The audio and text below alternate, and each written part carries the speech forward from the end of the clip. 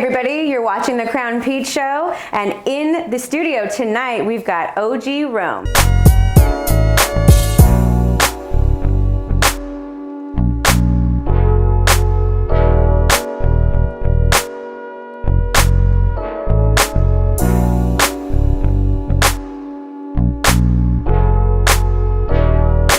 Hey everybody, welcome to The Crown Pete Show. I'm your host, Cmarie, and with me in studio today, the one and only Mr. Energetic himself, OG Roome. Yo, what's cracking, man? It's your boy OG Roome, aka Mr. Everywhere, repping Road Dogs Entertainment, and the place to be. We are at the Crown Pete Show, live in effect, straight and direct. Woo! I couldn't have done it any better than that. Like, you win, okay? All right, so you mentioned Road Dogs. Yeah. All right, so what's that all about? Well, that's my camp, you know. Like everybody, you know, you don't just want to do it yourself. You want to make sure you shine the light on everybody else. And when I started in this music industry, I started by myself, but I joined a group called the Road Dogs, and little by little, I just took over and found myself producers, engineers, videographers, photographers, filmers, everybody, and made my own, you know, my own camp. I like that. that. Do it just like Master P did it. There you go, there you go. Like if you don't have a camp, you're gonna make your own camp. Exactly. That's the spirit. All right, so speaking of camp, you mentioned, you know, before the camera started, that one time at band camp. I'm just kidding, we gotta keep it PG up in here. But where did you come from, OG? Where did all this energy come from? MMP, man. My mama's whatchamacallit, I came from my mom's, you know? Yeah. My mom's from Tijuana, my dad's from Guadalajara. They came out here just like every, you know, Latino trying to make a living. And I grew up in Englewood, California. Family of 8, you know. Wow. We're the Latin Wayne brothers. You know? There you go. So yeah, a big family, and I grew up in Englewood, California, always loving sports, and I always loved music. I just never thought that it would be something that I'll be doing at this moment, and it's exactly what, you know, life brought me to do. So are you first generation then? I guess, yeah. Yeah, because your parents are both from Mexico. What's that like being first generation? Well, I don't see the difference because I don't see the last generation or the one after. So all I know is my experience. Yeah. And my experience is good, you know? Yeah, it's good. Yeah, I was bilingual. I benefited from the system, so I can't complain. So what do you mean you benefited from the system? What are you talking about? Well, I grew up in foster homes. Oh, okay. You know, my whole life I grew up in foster homes. I grew up till I was 8 years old. My dad got shot in the head. Anybody already knows my background, my story. My parents sold drugs. My mom got addicted to drugs after my dad got shot because he was the main connect. And she couldn't do the sales because she was, you know, overwhelmed with the situation. So my 14-year-old sister, Cruz, took over the drug business. And remember the 80s? Back in the 80s, if you wanted crack, you just rolled up in the middle of the street, and there'll be like 20 motherfuckers in the front house, and everybody jumped to the car to try to get the sell. You know, it was just like it was a drive-through. Wow. You know? And so your sister at 14 took over that. At 14 took over because you already had the clientele. You know, my dad, and it's not like unless you told them that he died, then the people are still coming and knocking at your door. Yeah, you know? They don't know what's going on. Yeah. How many siblings again? Eight of you guys? Yeah. Where do you fall in that bracket? The third one, the fourth one, right in the middle, Oh, smack dab in the middle, then I have 2 brothers and sisters that I have never met, and it's about that time now, you know? Oh, do you want to meet them? Yeah, 21 and 23, so I think it's a situation where I think they'll be proud of me and proud of the family. You know, we did a big turnaround from being low lives to all having their own homes and living life and doing good in life. Yeah. How's your mom doing now? Rest in peace. She's passed away. Yeah, so my dad died when I was 8, and then my mom died where I worked at. You know, so I utilized that to my advantage. Instead of making excuses, I utilized that, put in my music, used that energy to, you know, turn my life around. Yeah, good. I'm very sorry to hear that both your parents passed away. I appreciate you sharing that with everybody. I think where we come from, it matters not only to us where we come from, but to everyone that's watching us now, especially now that you got a platform. Is my couch attacking you? No, but this mic is. I'm like, what is going on? Is my couch attacking you? It happens sometimes. But what I was saying was, it's important for not only us to remember where we came from, but for the people watching, the youngsters watching you right now, watching you glow on stages and that energy, to know like your life was not all, you know, rainbow sunshines and butterflies and shit. Like, you know, I try not to share a lot of my personal life because, you know, there's entertainment, and then there's my personal life, my actual family, the people that I'm with, my significant other. But for the most part, you know, people who actually do get to know me, that's the difference. You know, there's the entertainment world, and there's people that actually know the core of me. Yeah. You know, and not that many people I let in, but if you know, research, you'll see the interviews. You know? Okay, cool. Well, I appreciate you sharing parts of you on this platform and around the world. Right. Because this is going to be in 20-something Going countries. around the world, yeah. Yeah. So, how long were you in foster care? Since I was 8 till I emancipated at 18, then I got into the independent living program. So from 8 to 21. Wow. Yeah. From So 8 to 21. 21. Yeah. Did you stay in the same foster home, or did you have to move around? I was in 15 or 16 foster homes. Wow. Yeah. And then my little brother, you know, rest in peace, he was in 34 foster homes. And we both went in groups because it's a big family. So my 2 sisters went in, me and my brother went in. My little sister that was born was by herself, like, and they all escaped. They all ran away. You know? Yeah. Except me and my little brother. And then my brother was just, you know, we all grew up under the influence. So my little brother was if you told him to jump off the fence, he would jump off the fence. If you told him to shoot somebody, he'll shoot somebody. Yeah. You know, he was just that crazy little kid. And I was different. You know, I played sports. I was always you know, you could say the chosen child, you know. El chiquiado, you know? El chiquiado, yes. Oh my God, I haven't heard that word in forever. You know what I'm saying? So for the most part, you know, my uncle, he was living in San Bernardino. He already had changed his life around. He was living in the good, you know, neighborhood. So he gave me a choice. He's like, you want to come live with me or you want to stay in foster homes? And I'm like, yeah, but I can't leave my brother. You know, and that was probably the craziest choice ever, to leave my brother in foster homes. Then I came back from like 4 years later. Because he wasn't able to do it on his own. He kept getting into fights. So he ended up being in 35 foster homes. Why do you think that was? Why do you think, what do you think is wrong with the system that you guys kept, you know, being moved from foster home to foster home or running away from foster homes?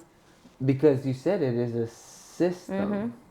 If there was actually somebody who taught these foster home parents how to care, and actually, if it wasn't for the money value, if somebody got to know these kids, there's no money value to when you care about a kid. When it's authentic. You're going to go over and beyond to put them into sports and make sure that they're doing right. So it's not about the system, or it's just finding the persons that have the right heart. Yeah. And there is. You can't just say everybody's bad, because I had a lot of bad foster parents. To the point where you were looking at their big house on the mountain, and we had the 6-bed foster home, and none of us had food. Like there's bad situations. Oh yeah. And then there's good situations, you know, where they want to adopt you. You know, so it all depends. I was a foster kid too, and by the grace of God, I got one of those really good families that truly did care. Do you know what I mean? But they got me later in life. Like I think I was 16 when I got to them, but I was in a group home. The group home for me, what I saw at that age was, it was all a power trip over these kids in the group homes and the juvenile halls. Do you know what I mean? Because I was juvenile hall, YGC baby, all that. And for me, it was, the majority of people don't give a shit. It's about the paycheck. It's about the money. Yeah. And it was power tripping over these children that have no control and no power over their life. You know what I mean? So I completely agree with you that it's a system 9 times out of 10. Yeah. And it's rare to actually find the family that truly do want to change a child's life. Yeah, it just takes people on the top who really care to get to find the right foster parents and give them the right license, and just the right like every training. job, it's called quarterly. Everything is quarterly. Everything is quarterly. Beat your kids quarterly. Unbeat your kids quarterly. Everything is quarterly. Like, just review their phones quarterly. Like everything, the whole check life. Every Check 4 months, just check up. Yeah. So you said chiquiado, but what do you think it really is? You know, why do you think, in your words, you survived all that, and not only survived, but you're thriving now? The will not to be like the rest of my family members. While a lot of them were making excuses, getting into crack and doing everything that the system kind of put us in, or excuses, you know. knew I was different. I knew that I played sports. Like while the rest of my family were at the house, I was stuck at the going to school, then after school program, going on with the coach and being at the park to the lights, literally. Yeah. And then they drove me off, and I was like, I was just somebody's kid. I was dropped off. I always had extra parents. Period. Yes. You know, rest in peace, my best friend Freddie. His parents took care of me. I was poor, so, and I was good at all sports. MVP, and I just won MVP on the last one. Yeah, I did. I seen that. You know what I'm saying? Yes. And I'm not trying to be rude, but it brought me back to being a kid. Like, you can't play these sports again as an adult. So for us to do that, it was just amazing, you know? Yeah. It made me feel, I'm feeling like a child now, you know? Yeah, no, we're going to back it up for a minute there, okay? Because yes, you got MVP of the game, but I got MVP of that one practice. That one practice. Catch. Dude, right? The catch heard around the world. Catch. Stop it with your face. Yes, I was like, not the first. But no, the first one was a complete accident. The first one that I caught, my eyes were closed, and you were... That's the one I was saying, catch it with your face. If you didn't do that, it was straight... You were clowning me so much. You're like, her eyes were closed, and then you went up to bat. And I was like, ooh, this is the guy. Because I didn't know who you were at the time. You know what I mean? We were just put on this baseball team together. And I was like, ooh, this is the one that's been clowning me since I caught that ball with my eyes closed. My eyes were closed the first time. But you got up to bat, and you were like... They were gone. I was like, oh my God, is this practice or is this OG Roome's game? You know what I mean? So then this guy hits a line drive straight to Long Beach Carlos, and he moved out of the way, and I said, not the face. Bam! I caught that ball, and yes, it did hurt. It did hurt. I was like, but I got MVP of the practice. Yeah, amazing. We all remembered it. Yeah, that it was the like, energy. Yeah. You know? And you were like, your eyes were closed. I'm like, not on this one. Yeah, but that was my first time, you know, having any, well, no, I had met you at a concert, but we didn't really have any interaction. Yeah. But I was like, ooh, that's the brother I never wanted right there. You know? It's like, ooh, he's busting my chops, you know? That's how it is. So you were good at every sport you tried. Like a natural athlete. I actually was scouted out to represent the United States of America as a 15-year-old in international competition for basketball. No way. So that was probably my biggest highlight in sports. I was better in basketball than every sport, but because when I got to high school, the ones that get respect is the football players. So yeah, they do. So I started playing football, you know. You jumped teams? Yeah. Went over there. How was that football? Football, it was actually amazing. I was able to get to LA Times, Daily Breeze. You know, I was able to get to the championship game. So you went all the way up on that too. Homecoming king. I lived the whole getting on a pedestal and realizing that it ain't all about being popular. You know, it's about being humble. Treating people right, because at the end of the day, the people you call nerds are the ones that are going to graduate in 3 years and have a Cadillac or a house and all that, you know? Have all the cool shiny shit. The things that people worry about in school is if we could only just teach it a little early, that none of that matters. None of it. Yeah. None of it. No, it's true, because you're here today in high school, and that's gonna be that might be the peak of your life. But think about it though.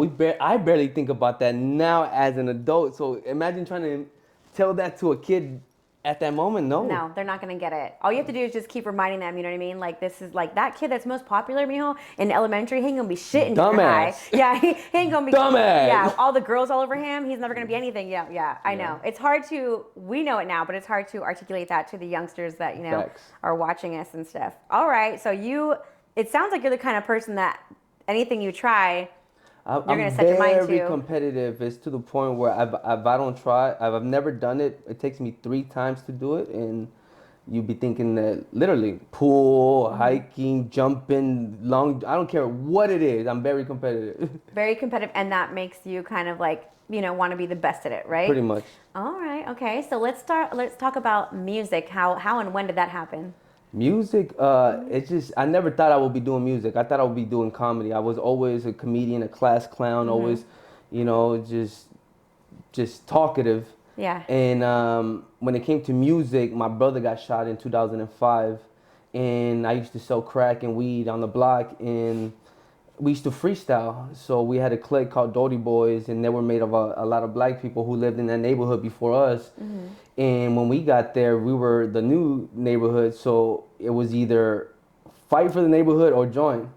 So they used to rap because they were black. Yeah. And we were Mexicans, and we loved rap because we listened to it, you know? But you never, we don't have that many Mexican rappers to be inspired by. And we would freestyle, and then before you know it, my brother got shot in the head, and I'm like, you know what? Just in case I do too, because my dad got shot in the head, my brother got shot in the head. Let me just record a song. So I recorded my first song, not knowing how to write a 16. They told me you got to come back to the studio. So I finished my 14 bars to a 16, which I don't know the rules to it. I just got on the mic, and if I liked it, I rapped. And then after that, they're like, you want to do a show? Like, yeah. My first show was Mac 10. After that, at the Key Club, after that, I knew I had to take it serious. They're like, look, it ain't going to be sports for you no more, bro. So either you do the best thing you can do is learn the music, go back to the history. I went down to Motown. I started listening, watching performances of the greatest people, and filmed every single. I have footage of my first performance to today. That's awesome. And I'm my worst critic, so all I ever did was just go to school and just learn it. Out of all those genres you went back and listened to, who inspired you? Inspired me, Prince and Michael Jackson. I had a feeling. I was like, I bet you it's Prince and Michael Jackson. Why those two? Well, everybody's sitting there looking at the outside aspect of Prince and the look. When I was young, it's Prince.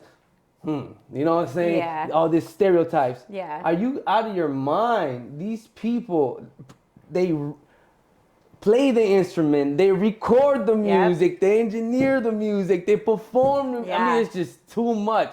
Yeah, like, all of it. They do all of it. It's amazing. When you start learning every aspect of what they do, it's just amazing, you know? So people like that, and the performances by Michael Jackson and stuff like that. So I went back to the Motown's 25-year anniversary and watching how the music started before it got to rap. Yeah. Because they hear rap and they're like, you just ruined music. And then rappers hear the new sound, oh, you just ruined music. And then new music, no. Yeah. That's just a time and place for those people that like that sound. And then this is a time and place. For now this for the new kids, that's their sound. Yeah.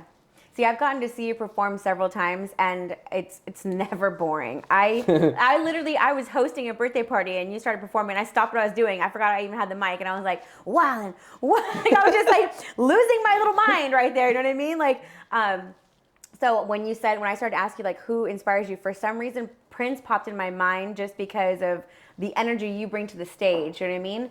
You deliver your song, but you also like you're visually like delivering it, and people are captivated. Like we just stop and watch you. And this is not me blowing you up, bro, because I know you're not a chimney. I'm not gonna blow smoke up your butt. But I'm just saying, like that's the same thing with Prince. Like it was so visual, like you couldn't take your eyes off of what he was doing on stage. So for some reason, I was like, well, if you watch the interviews, they literally tell you what to do. They literally tell you what they're doing and they're feeling. It's one thing. Look, I performed in apartments. I performed in big crowds, big stadiums, sold out arenas, convention centers, big stuff. But at the end of the day, it don't matter how many people you have. There's only going to be a certain crowd in the front. If you make eye contact, I promise, if you make eye contact and say a lyric to them and then push them a little and make them vibe out, they are with you to the end of that song. Yeah, no matter what. No matter what. Yeah. That's it. It's true. And if they're not, then they're left out of the experience because energy, regardless of what it is captivating. It's a bubble that's imaginary. People don't really understand it, but it's literally there. Yeah. And all of us, when we speak, as long as it's motivational and it's fun, it's party, and you're not talking about killing people and all that, I think everybody's going to have fun. Yeah, for sure. Okay, so do you write all your own lyrics? I write my own lyrics. I record my own lyrics. I engineer my own lyrics. I perform my own stuff. And before OC Bree came into my life, I was managing my own self, booking my own stuff, and just doing everything on my own because I just love the ins and outs of it. I came to the part where I've always wanted to meet this certain individual and get signed by them, and then you meet them and you're like, it's not what it really seems. And I've learned so much. Why should I go this route? I feel I'm better on myself. So it just... I can do good or bad on my own. I hear you. Okay, so what are we going to get to show in this break? Because right now this interview is all about you. 1 hour of just you. And during this break, I want to show one of your music videos. So which one would you like to air on your break? Well, we got the last video that just came out, Go Dumb. you know. So that's a nice video. And Okay. you know. All right. So you guys are gonna get to see Go Dumb in the break. OG Roome will be right back. Hey, you know what it is, man? It's your boy OG Roome, Mr.Everywhere. And you know I'm repping Englewood, Road Dogs Entertainment. You did it, Milo. Out here we go, dumb. Hey, bitch, I go dumb. Bitch, I go dumb. I'm going crazy on the mic. We like to party every night. Bitch, I go dumb. Everybody go loco. Break it down like a low. My highness, my SS. Take shots of Presidente. Yes, I do it for my gente. Keep hating, you get hit with the cuete. 38 super clean like fabuloso. I'm the king, I hope you know so. Smoking green and not the cocoa, ayy. Mentiroso, I'ma take off what you hold. I'ma take it to the momo, beat it up just like a photo. Bitch, I go dumb. I'm going crazy on the mic. We like to party every night. Bitch, I go dumb. Everybody go loco. Break it down like a low. Dumb. Say what? Bitch, I go dumb. Say what? Hey, mommy, lo siento. You're leaving with me after my concierto. Not funny, don't cheto. Big money, all green like gecko. Yo, Heina is leaving with me. Wanna kick it like Bruce Lee. Said that she likes what she sees. A man but a freak in the sheets. Go dumb, I go dumb. Out of this planet cause baby I'm on one. Go dumb, I go dumb. Steady pimpin' like bitch you down one. Chinga tu madre cabrón. As soon as I rap ya se quita el calzón. I cannot lie, man, I'm on. Bitch, I go dumb like the hook on the song. Bitch, I go dumb, I'm going crazy on the mic. We like to party every night. Bitch, I go dumb. Everybody go loco. Break it down like a low. Dumb. Say what? Bitch, I go dumb. Say what? Watch me go dumb on that ass. Watch me go dumb for that cash. Watch me hit 100 on the dash. Watch me hit it from the back. Bitch, I go dumb. Hey, I go stupid. Make you go fall in love like Cupid. I'm faithful. That's bullshit. Straight style, leave a bitch with loose lips. Let me explain. If you must ask, OG won't be the name. Blast from the past like I'm Pimp Daddy Kane. Drop bombs, Saddam Hussein. I'm with your girl like here, kitty. I can't lie, I'm the man in my city. Shit'll go down if you look at me wrong. Bitch, I go dumb like the hook on the song. Bitch, I go dumb. I'm going crazy on the mic. We like to party every night. Bitch, I go dumb. Everybody go loco. Break it down like a low. Bitch, I go dumb. Say what? Bitch, I go dumb. Say what?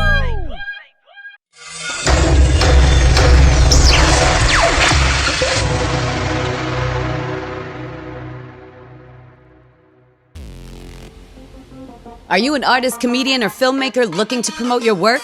Does your podcast have the potential to be a TV show? Covering the most diverse content from independent to major, including music videos, documentaries, miniseries, talk shows, stand-up comedy, and concert series, Urban Soul TV can help expand your brand. Contact info@urbansoultv.com for more details. We are back with OG Roome. I hope you guys enjoyed that music video, Go Dumb. What was that like? That was a lot of fun, man. You know what? Like, I'm very spontaneous, especially when it comes to planning stuff. Yeah. I just say, I book a place, and I made a post. Whoever wants to come and show up. If not, I'm just gonna do a video with me and my peoples. Yeah. You know, but I had a nice location. People came out.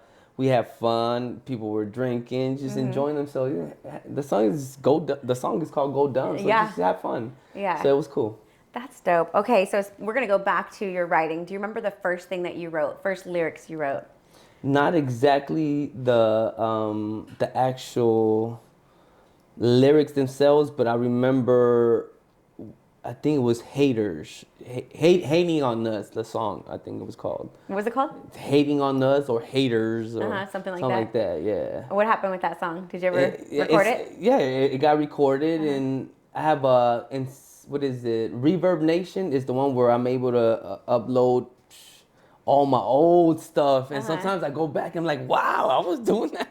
But yeah, that's my when I was had stage fright, or I wasn't just mic. I didn't have the mic presence or just the experience yet. But you know, it's cool to go back and check out what you did. Yeah. Sometimes when I go back and look at myself, I'm like, oh, that's cringy. oh, yeah. Yeah. So how do you think you got from that to where you're at now, which is, I mean, I think you're an amazing entertainer. Like I said, you're captivating. Thank so you. how did you go from that to where you are now? Well, by knowing the fact that there's always room for improvement, even at this stage. There's no way that you're gonna learn everything and grasp it and be able to do it every single time. When you go out there, you go off of energy. Yeah. Sometimes you write a whole script and you're about to do a presentation, and before you know it, you don't say none of what you wrote. So the same thing goes for entertainers. You go up there with the intentions of being able to, I'm gonna grab the mic and I'm gonna grab two girls over here and I'm gonna do this and I'm gonna make them do this and do a shot. No, sometimes you just go with the flow. So I think just being able to understand there's always room for improvement, and I've always tried to get better. I always try to feel myself, and before somebody says, hey, you should have done this, I'm the first one already. I'm my worst critic. Yeah, you're like, I know already. You know, I'm like, I'm gonna do this, I'm gonna do Yeah, but then it doesn't go as planned because you said the energy, right? Yeah. Okay, so is it safe to say that you still get nervous getting on stage to perform, or are you like smooth? No, it's not nervous, it's an excitement. Oh, okay. Nervous was probably the first couple of times till I realized, like, I'm not nervous for anything. I'm not nervous. Life is pretty simple when you're confident, you know? And when you already been to the bottom of the gutter, everything else is up. Yeah. Whatever you want in life, you have to go out and do it. You want to be an astronaut, even it's never too late. You just have to go through the classes and learn the damn craft and whatever it is. So I never get nervous. I get very excited, very excited. I've been able to jump on stages, big stages that I'm not booked for. I just go there and I'm like, you know what? I bet you that I go over there and get on stage, and I have. And you do it. And not to show off, but the fact that my energy is like, and just talking to the promoter and the main guy, and they know what I've done, and if they were able to see me perform once, they're able to see my energy, and they know that I could do it in small areas and big areas. Yeah. You know? So what's the biggest crowd you performed for? Convention centers from here, Arizona, the Super Show, a lot of the lowrider Super Shows. I think one of the biggest ones was me, Nipsey Hussle, and DMX before he died. Stop it. Yeah, if you go online, I'm sitting there praying with the legendary DMX. Praying. And this guy's Nipsey? energy, no matter what you say about him doing this and doing that and people cracking this, I don't care. This guy is a walking, a spirit of energy that just, he could tell you, jump off the bridge, you will. It's something about him captivates the whole room because he's energy. like a preacher. He's like a preacher. His vibe. Yeah. And who invites everybody to sit there and pray with him before we all go up there? Like, that's just something that's going to be in your head forever. Yeah. Forever. That's priceless. And prior to that, we were in this big studio, and then T.I., it was me, Nipsey Hussle, literally on the flyer, me, Nipsey Hussle, DMX, and T.I. And the day before, T.I. seen me in the big studio, and he sees me and he goes, "What's up?" Ooh, and he don't know me, I don't know him, so I was like, "Oh, fucking cool." So I guess he was just being nice. "What's up?" Ooh, we shook hands. He got in the studio. The next day, we all performed together. He don't know nobody. He don't want nobody next to him, and that's something that you're gonna remember forever. Like, bro, people want to take pictures with you. People want to vibe with you. People want to ask you a question. People want some advice. Yeah. You know. But, you know, he probably had a bad day. Yeah, you never know. That's something that we forget sometimes, and I know people probably forget, in your camp or around you, that you're human. You're still going to have good days and bad days. That's why I ended it like that, too. You know, you never know what's going on with people. And that's very, very conscious of you. Do you know what I mean? To know that and not take it to heart. Like, take it to heart or take it, like, bad. Like maybe he's having a bad day, take it the wrong way. Exactly. I love that. Okay, so dang, I don't even know where to go from that. DMX, wow. DMX. I think another one was me and YG. We performed in Vegas at the Big Center. I don't know what it's called. It's something Big Center. for all the kids. And that's the best experience because the kids, I said, you guys want to hear some music, this and that? Add me right now. The kids automatically on their phones, you get all those, I'm like, yeah, you gotta aim for the kids, because honestly, who buys the music? Exactly. The parents for the kids. So. Yeah, who downloads it, who listens to it, who gets critiques it, who makes it viral. Yeah. All these little TikTokers, you know what I mean, Yeah. make shit viral. That's dope. So speaking of kids, you know, any, you know, like I asked, you know, a lot of people on my show, like, what is your message for maybe, you know, a young man in foster care right now? In foster care, don't make no excuses for anything, bro, or girl, or whatever. Why? Because nobody cares. The only one that should be caring is you. Not that nobody cares in general, but nobody's gonna care more than yourself. So don't make excuses for yourself. Find a way and the will to learn as much as you can and follow your dreams. Because literally, when you're young, your imagination is beyond anything you can imagine. So all you have to do is do it. And everything takes around 10 years. And before you know it, you're going to be the best at it. And before you know it, you're going to be around the same people, because success has one lane. And at the end of the day, no matter where you grew up at, you guys will all meet in the same lane, you know? I like that. Success has one lane. That's amazing. All right, so anybody you could collab with, who would it be? Who would it be? Well, we're talking mainstream, the obviously J. Cole's, the Kendricks, you know. But overall, I want to work with people who, especially now that I see things differently. Now I'm into meditation, learning more about my life. I'm more awoke and see things differently. So I think I'd rather be doing music with people who could change the world. Not through, because if you notice that 50 years of hip hop, it hasn't contributed nothing to the world. It hasn't gave colleges, it hasn't built neighborhoods, it hasn't done nothing but make people go to jail and influence negativity. And I'm part of it. Everybody's a victim and part of it. So I think if everybody just changes, even through right now, Kendrick Lamar and J. Cole making up or saying like that, if everybody would just change it and make it more into hip hop and influence people to do good, I think we could change the world in so many ways, literally. Yeah. Latinos will have their own banks. Black people, of course, everybody has their own banks, but like literally invest in their own communities so that everybody could get their own stuff. Every culture. Yeah. Asians, every culture, besides the main people who are running it. You know, what is it, the 10 big families? Yeah, I hear you. The 10, we won't mention their names. For sure, we won't mention their names. All right, so what is next for you? I know you have a show coming up June 1st, right? No, June 1st, we got April 20th, Amanda Carreras. We got Mad Flavor Fest. Nice. That's my second time there. We got California show-offs June 1st. I just canceled Albuquerque, New Mexico, and they're gonna most likely plan to May 25th. Then we got May 25th and 26th at Adelanto, so we're gonna have to figure that part out. I know, I'll see you guys there. Yep, and just looking for more opportunities, and about to film my new video called Busy and releasing my new video Wildin'. So this year I'm more concerned into doing more videos and dropping my music. I have over 100 songs that I've never released. Because last year we did 51 shows. There's only a certain amount of weeks in the year. Literally, I didn't have no life but shows. That's why Wildin' and Go Dumb was just, no, actually Wildin', OC Bree, it was the first video I let anybody just say, here, do it. Yeah. Obviously, I'm not the best planner. But you let her produce it, right? Yeah. And that hasn't been released yet, so I cannot wait to see it. Yeah, got a mansion, got friends, a couple, you know. What was that like for you to give over a little bit of control?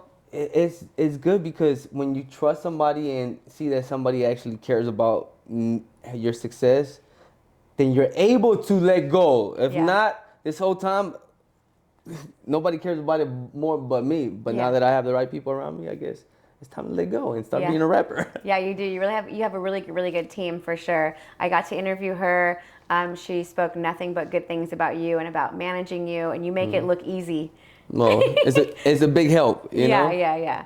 So how long has she been your manager? I think we're going into a year and a half, 2 years. When I first met her, she was a big in the cannabis industry to the like a boss bee, you know, that's what I call them, boss bitch, you know? Everywhere she went, everybody knew about her, you know, her name was relevant and she was well connected. And then one thing led to another. I was always nice to her. Seen her at Kush Stock, and I think it was the first time she ever seen me perform. Then I went into their big Cali Effects double-decker bus, and I met her and the other owners, you know, and then I just pitched my thing, and I don't know how it happened. That's the thing about it. When you just go out there and you meet energy, and she was always high energy. Yeah. You know, and then boom, she started working with me. I was sponsored. I had my first tour bus. Just then we started just doing our own thing, and just she started hosting places. Just everywhere we know somebody. So there's really no no's. It's just yes everywhere. Yeah. It's because you guys bring the good energy and the good vibe. Do you know what I mean? The positive, approachable energy. Do you know what I mean? Yeah, while people sit there and they show up and they're like, oh, I've been over here at an event, you know, and they come and say, no, we come and say hi to everybody, you know, we beat you to the punch. Yeah, no, you guys do. I can attest to that because we've been in like different places at the same time and we're like, hey, hi, you know what I mean? Always good energy and good vibe for sure.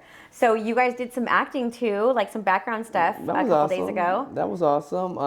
We hooked up with Falcons Productions. I was able to get my music on Ghetto Busters with Concrete Live, and a lot of them actors on their movie that's I think on Tubi and you know Roku. Yeah. And they played my song "Walk" in one of the episodes, and I connected with them, went to the red carpet, and like always, just connecting with people. And I told them, hey, I've been in stuff. I've been on the Nest series. I've been in other stuff, and I'm like, I need you to, you know, put me on one of your movies or whatever you got. He goes, I'll let you know. Then I seen him at another red carpet event with the Blood In, Blood Out. What's his name? I'm picturing his face right now, but I can't picture Popeye. Yeah. With Popeye. And I told him, hey, bro, when's your next movie? He goes, we filming around January. I'm like, you ain't even going to say nothing else. I'm going to hit you up. I beat him to the punch 1 month before that. He goes, I got you. Boom. Yeah. Set it up. We were ready to go. And then when we got there, he's like, look, who you need to connect with is Josh. He does all the music. Boom. That's the director right there. He done Bad Boys. I'm like, done. Say less. Boom. Connected with everybody, and we ready to go for the next event. Yeah, because a closed mouth does not get fed, right? And I told him, I'm like, it's not about, you know how people feel like, oh, you're taking my connection. No.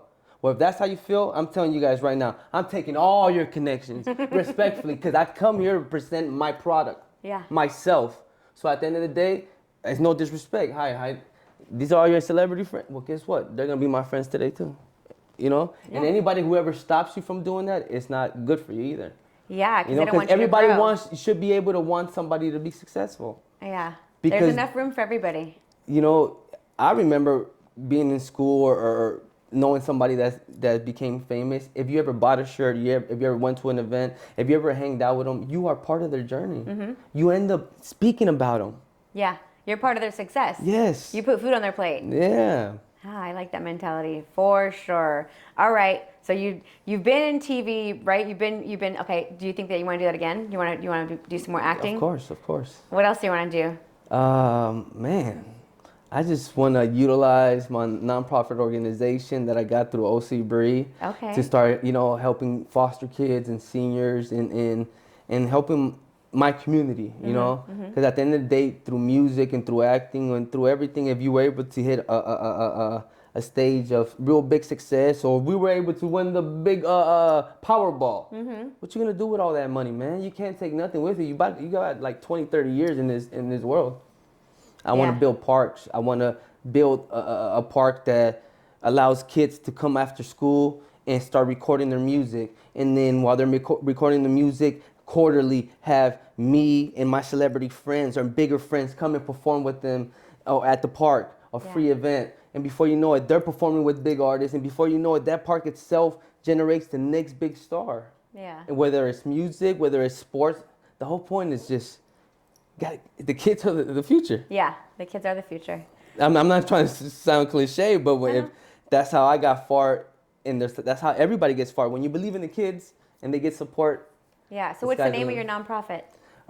Right now, just OG Roome. OG Roome nonprofit. I like that. And you said the kids and the seniors. Seniors, yes, seniors. Why seniors? Seniors because make a long story short. A lot of people don't know what I do behind the scenes. I've been helping seniors out for 15 years already. Doing community service, working with seniors at the convalescence, doing activities, performing, doing events, everything. And it's just some giving back feeling that you get that you will never experience from probably your own family. So 15 years you've been working with seniors. Do you think that is a part of like the reason why you are more conscious being? Of course. Yeah. They have taught me more than any regular human could teach you. Their history. Mm-hmm. They're 70, 80, 90, 100 years old, and they've been around the block. Yeah. Just playing dominoes with them. You have this going back and forth of information, jokes, and everything, and slangs that become part of your everyday speech, Yeah. What possessed you, like what motivated you to work with seniors 15 years ago? I ended up owing about $3,000 in community service. So, oh, shoot. And I went to court, and they either go to jail or spend some day or do some community service. So I'm like, you know what? I'm good at this little talking thing. Let me see if they feel bad for me. So I gave my whole speech about me being in foster home and switching my life around and woo. And those tickets were back then when I was a messed up person. And they're like, you know what? We'll give you 300 hours. I'm like, whew. Ooh, whoa, yeah, we'll take it. And then they're like, and then go downstairs to the clerks and they'll give you options. So I'm like, you know what? I'll take the convalescent. And that's how it all started. Yeah. I went to the convalescent and then went to the activity room. They're like, hey, just go over there, do some arts and crafts with them, take them to the room. And then it was it for me. Once you start seeing people at their last stages of life, appreciating your presence, your energy, it gave me a purpose because I grew up in foster homes, not having my family. Yeah. So me being able to be appreciated and wanted and needed by them, I'm like, wow, this is pretty freaking awesome. Yeah, and they look forward to you learning being how to there. play the piano and learn doing song. Man, I imagine a 80 or 90-year-old lady that went to church and plays the piano teaching you gospel music. Come on. Yeah, that's. Can nobody take that away from me? Yeah, and now she's blessing you, and you're blessing her. It's a give. That's why I said it's a give and take relationship. It's priceless. Yes. Priceless, which gives me all the energy to, when I leave that, I go and entertain the world, and it's marvelous. It's wow. I'm the happiest person. If you heard my negativity, what I went through, but I'm the richest person in this world that I know of because it ain't about materialistic stuff. I have everything around me that I've ever wanted without even knowing. God took away everything. My sisters, my brothers, my mom, my dad, and he gave it to me in abundance by being patient and just by working with seniors and building myself to the point where everywhere I go, you shine light on everybody by confidence, just by being confident, opening a door and being nice and all those little things. Back then I used to mad dog. Everybody mad dogs because that's what you grew up in. Yeah. Now it's like, all I ever do is smile. It hurts to smile, but it feels good. Your face hurts by the end of the day. I thought the wrinkles would be from frowning, but it's from all this damn smiling, boy. Nah, I'm just very happy. I'm very happy. I have a nice big home. I have family, friends. I have everything. I could die right now and said that, success is not measured by a platinum album. Success is not measured by your eyes of how you view me or anybody. Success is only measured by the way I view myself. And I'm successful in my eyes, Yeah, you I came from nothing. And my mind is in the right state where I'm always willing to leave a legacy and help others. So. Yeah, you're definitely going to leave a legacy behind for sure. But I want to touch back on something you mentioned earlier because we have comedians in the house right now. You spoke about being doing stand-up. Have you ever tried it, like open mic? Open mic? No, but if somebody was to say do an open mic, what do? You better do it. No, you go just like a song. Mm-hmm. You write 16 bars, so it's 16 hot punchlines. You break them down to sets of 4s. You have those in your pocket, and just like everything, and you get stuck, you just sit there and just fucking bag on somebody on the crowd and get ready for your next one. Yeah. It's pretty damn simple. Everything in a sitcom has a formula of 30 minutes. Everything has a formula. Mm-hmm. And once you find that formula, then you just gotta try it. And guess what? You're gonna stutter. You're gonna fuck up. Yeah. But if it ever happens, that means that it's gonna force me to keep doing it. And I don't lose, so I don't wanna try it. You don't wanna try it? I don't wanna try it because then I'm gonna have to go with the flow of TikTok videos and all that. That's a lot of pressure. That's a lot of stuff. It's a lot of pressure, a lot of work. That's a lot of work, you know? I think you know already that you could kill it if you wanted to. You could. I bet you have all those people, those seniors laughing nonstop, huh? Well, everywhere I go, I try to be a comedian, just bag on people and have fun. That's all. Just be myself. No, you're definitely a vibe, OG Roome. You definitely are. Speaking of OG Roome, how did that name come to be, OG Roome? Well, first, I love history. Mm-hmm. I love history. I could tell you to the history of humanity, to religion and everything. And like I always say, never mind. I know the facts, I know, what's right is right and what's wrong is wrong. And I know the facts. And just going back in history, I always loved Rome to what I know as of like 2 or 3 months now. Yeah. But I always like Rome because of their empire.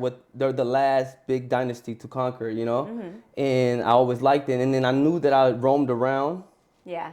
But roaming around was spelled differently. I'm like, no, I'll keep Rome. And then I was from the street banging and all that. And there was already a Rome. There was a singer Rome. And there was no way that if you put your Rome, you're ever going to beat that. There's no way. If you Google it, I tried to put my URL. There was nothing. You couldn't grab that name.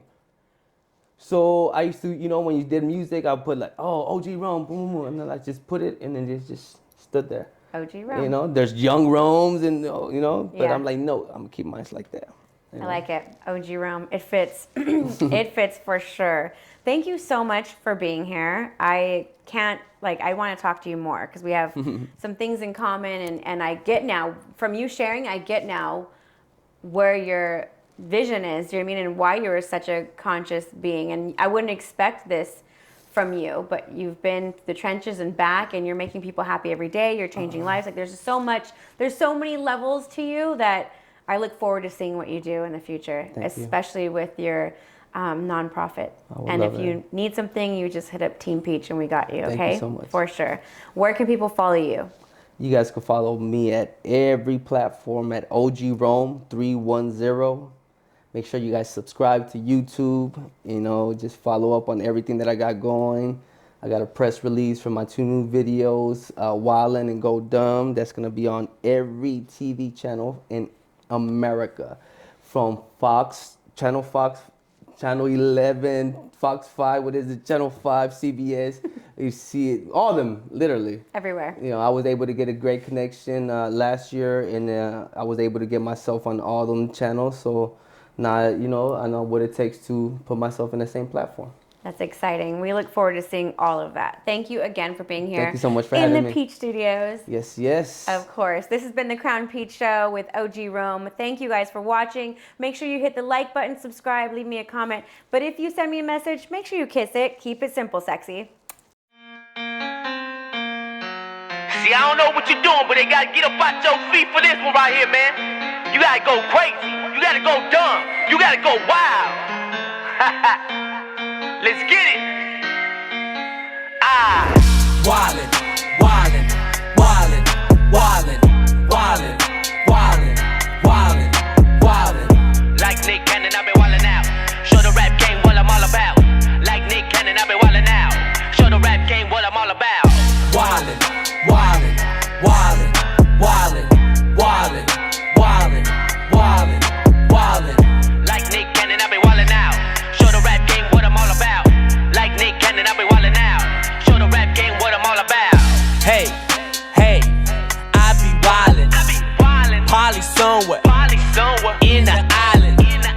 Life is good. I ain't lying. No, I'm not. Up to something. Something. When I'm smiling. Got a necklace. Full of diamonds. Steady blinging. Steady shining. In my temple. Like a Mayan. I be chiefin'. Acting wild. I be wildin' out, I be styling out, watch me knock 'em out like whoa. Talk about what I'm all about, then I walk it out real slow. Make 'em scream, make 'em shout, east and west, north and south. Hey. Wildin', wildin', wildin', wildin', wildin', wildin', wildin', wildin'. Like Nick Cannon, I been wildin' out. Show the rap game what I'm all about. Like Nick Cannon, I been wildin' out. Show the rap game what I'm all about. Wildin', wildin', wildin', wildin', wildin', wildin', wildin', wildin'. Like Nick Cannon, I been wildin' out. Show the rap game what I'm all about. Like Nick Cannon, I been wildin' out. Show the rap game what I'm all about. Ayy, I be wildin'. Let's get crazy. Let's get violent. Out here living, just surviving. Got a network, like Verizon. I love girls, no denying. She's a freak, so exciting. What we do, stays in silence. Got it down to a science. I be wildin' now, never in a drought, never chasing cloud. Hell no. Puffin' loud, rockin' major clouds. I can show you how for sure. Let's get wild. Total mayhem. Turn it up till the AM. Wildin', wildin', wildin', wildin', wildin', wildin', wildin', wildin'. Like Nick Cannon, I been wildin' out. Show the rap game what I'm all about. Like Nick Cannon, I been wildin' out. Show the rap game what I'm all about. Wildin',